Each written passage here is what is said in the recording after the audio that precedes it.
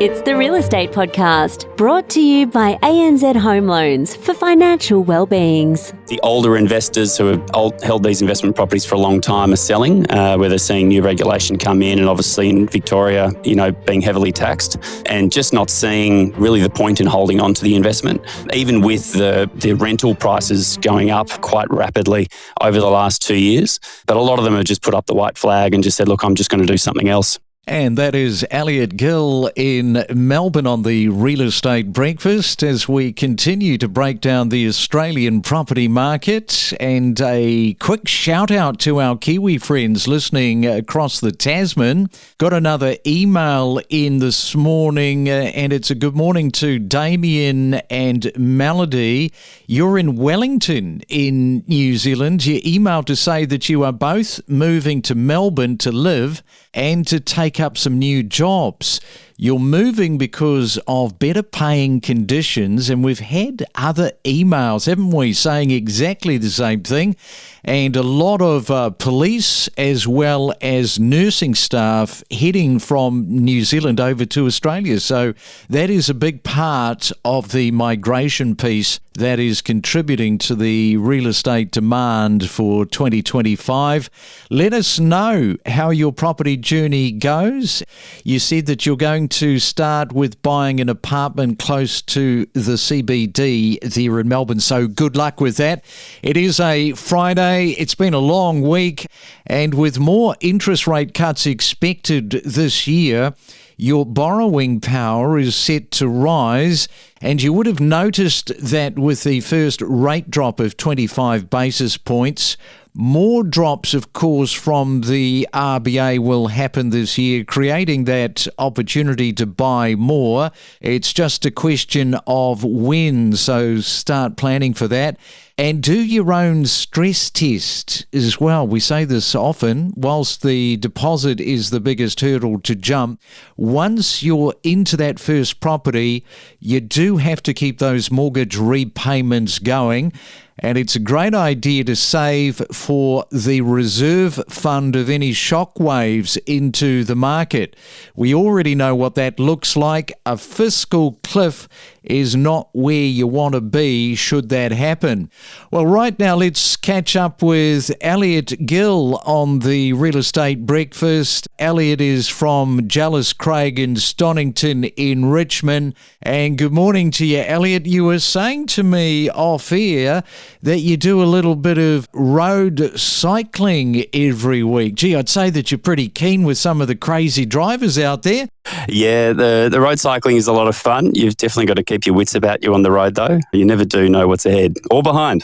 How many Ks a week are you doing? How serious? Oh, probably not too many, maybe 100, 150, something like that. Oh, it's still up there. Yeah, my biggest fear is somebody running me over cycling on the road. The cycling at home is becoming popular as well on the train or on a computer, which might sound a little boring, but I don't mind it. And it's a lot safer.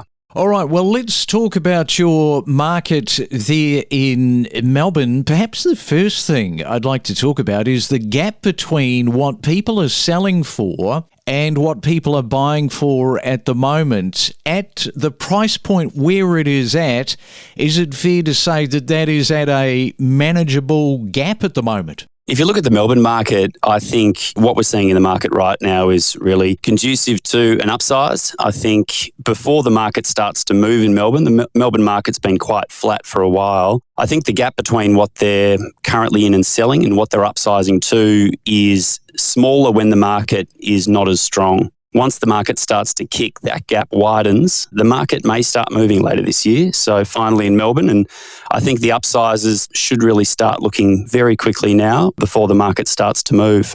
So upgraders at the moment, they can leverage quite a bit from the equity in their property, particularly over the last 5 years. That can be quite significant, can't it, in this market there in Melbourne? Yeah, absolutely. Absolutely. I think the equity in Melbourne has been challenging to build because the market has been a lot of sales, but not a lot of capital growth. If they can see some of that to be able to move into the larger property, that's great. But in a lot of cases in Melbourne, if you've held, say, for the last 5 years, you've been largely treading water.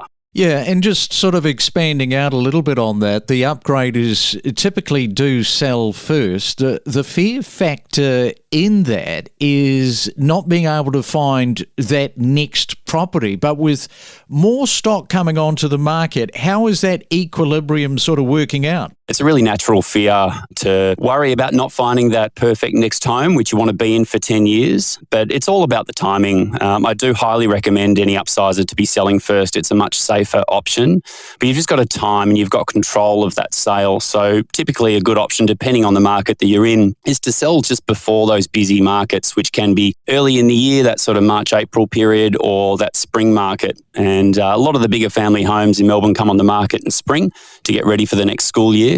But if you can sell maybe in that August, September period when it's slightly quieter, it can be a really good time to then be able to cash out of your current home and be able to pick the eyes out of the market over that really busy spring market.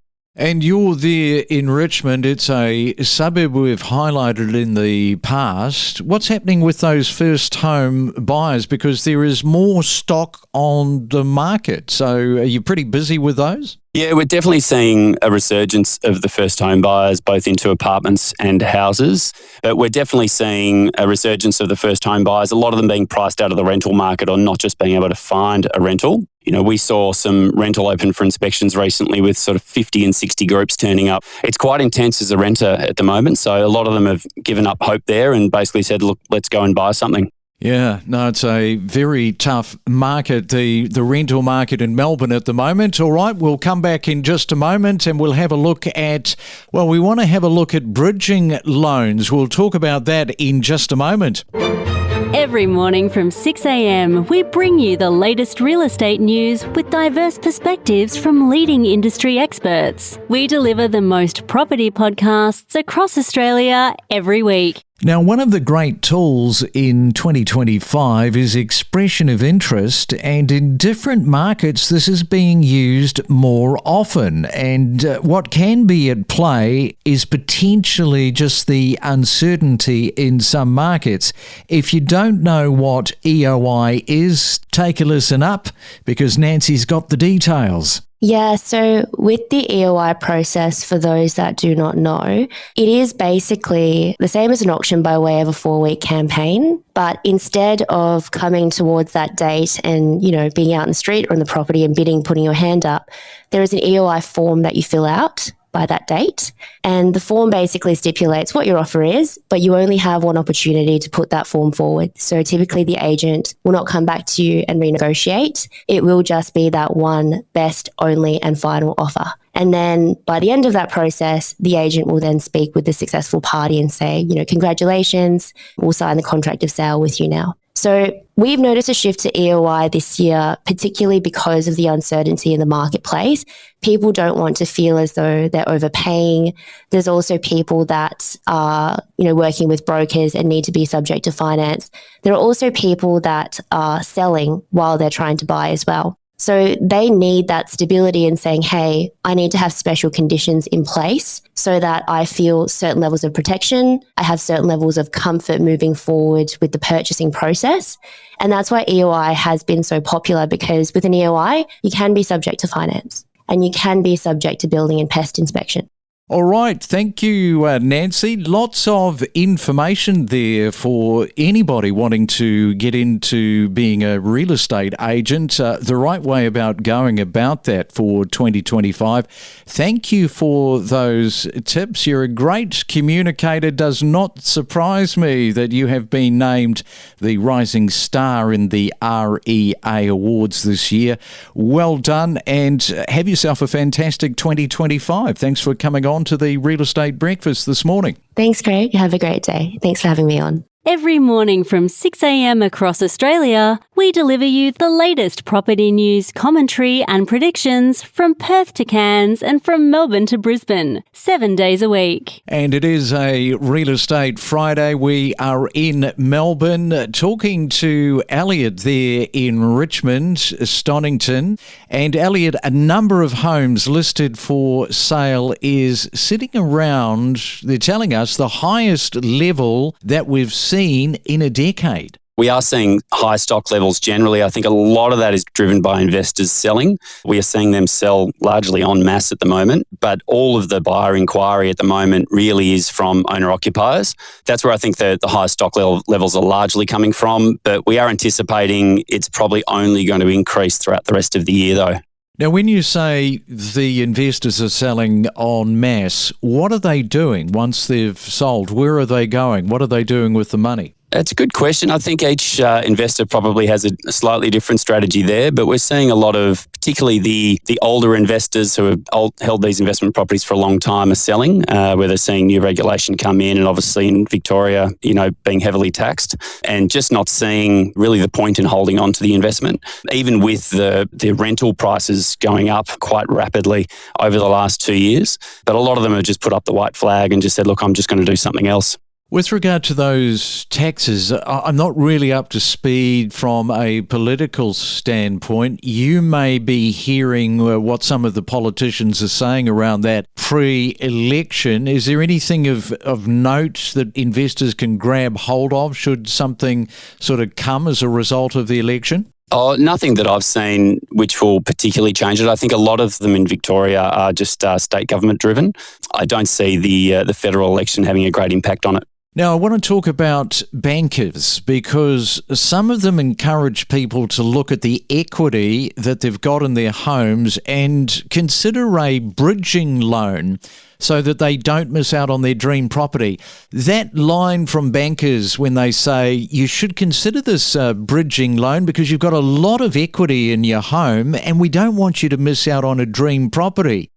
I would say, because I'm not a fan at all, Elliot, of a bridging loan, particularly if you've got a ton of equity. It just comes down to the fact, do you really want to start looking at properties before your property sells? Because if you do that, you can get into that danger zone of, I'm falling in love with this property, now I've got to buy it. Yeah, look, I'm personally not a fan of bridging loans either, but I think they're a necessary backup. Basically, if you do go and buy something, I do find there's a lot of owners out there that have every intention to try to sell first, but then, of course, the perfect property comes up at the worst possible time prior to them being ready, and sometimes emotion gets in the way and they go and buy it with maybe going into it very confidently that their property will achieve a certain price, but not every time it goes exactly according to plan. So if you're a little bit risk averse, I'd certainly suggest to be selling first, but the bridging loans are certainly there for a purpose and are very helpful, but if you're certainly upsizing, I'd highly recommend selling first. All right. Well, thanks, Elliot, for jumping on the call, and look forward to talking another time. Thanks very much for having me.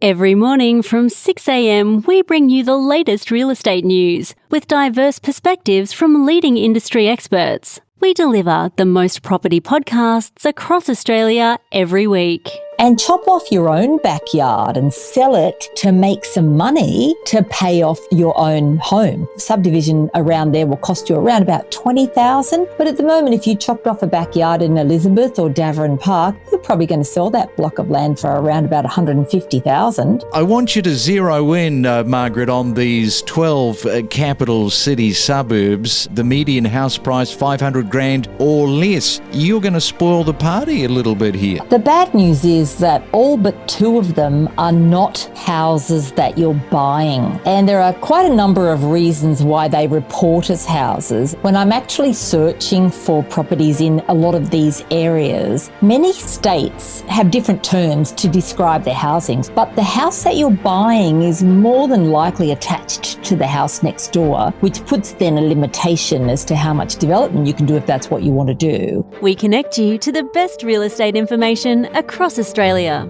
the Real Estate Podcast.